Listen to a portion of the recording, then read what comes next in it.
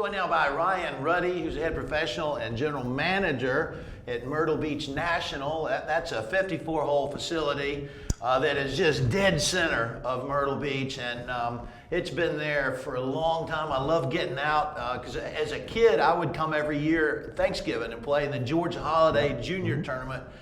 And it was a long time ago when I was a kid, and so for me it's always a lot of fun to go down memory lane. You guys have the South Creek course, Kings North, that gets a ton of attention, but today we were wanting to talk about that West Course a little bit. Will you walk me through a few key holes on the West Course? Yeah, the West Course is a fun golf course. It's that traditional parkland golf course. The best thing about the West Course is there's virtually no out of bounds or houses out there. Now you're talking. Yeah, if there's exactly. out of bounds, I'll find it. So it's a great track to get out there and just let the big dog eat. You know, you can't really virtually lose a golf ball out there unless you really try. But some key holes. A couple of my favorites. Number 6, the par 5. Yep. It's just a nice little gentle dog leg where if you're a big hitter, you go to the back tees. You can just take it right over that bunker and have a nice, mid to long iron coming in. Big green. Number 12 is another fun hole. It's a dog leg left where you got to negotiate a short bunker on the left, and you can't hit the driver too long. You might go in the far bunker. So it's a little precision accuracy out there.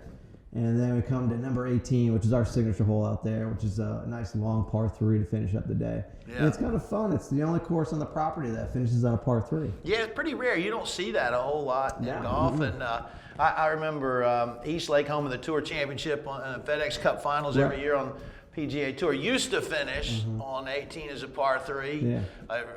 It was my home course when I played golf at Georgia Tech. It was such a long hole, it felt more like a par 4, but now they've switched to 9s. But yeah, you just don't see that very often. But I like having a little bit of variety in everything you do, so I think it works. Yeah, it's just a fun golf course, right? I mean, we say if you're coming down from up north or anywhere from the northeast, south, whatever, and you're on a package, you haven't played in a while, go to the West Course. It's just a great warm-up. I mean, you can hit some errant shots, and you're not going to get in too much trouble, you know? So it's just a fun track, traditional. A lot of our visitors and friends that come from Midwest, Canada, and Northeast, they don't get a chance to see a lot of Bermuda grass, especially on greens. The way Bermuda grasses are now, they've been, I guess the technical term is hybridized, which means they get finer and finer and finer, and they really roll more like bent grass. Certainly they roll a lot differently, a lot better than when I was a kid on the old stuff. But you guys are on the Mini Verde on the West Course,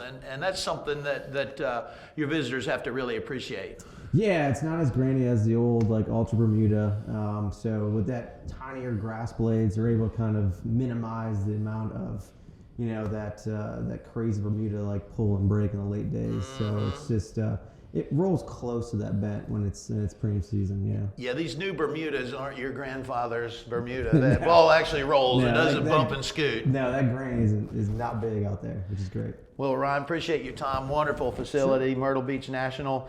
It was one of the first, one of the best, and still is. We appreciate your time, and I know our visitors, when they get a chance to get out there playing one of your 3 courses, any of them, they're going to really have a great time. Thank you, Charlie. Thanks for having me. Great to be here. My pleasure.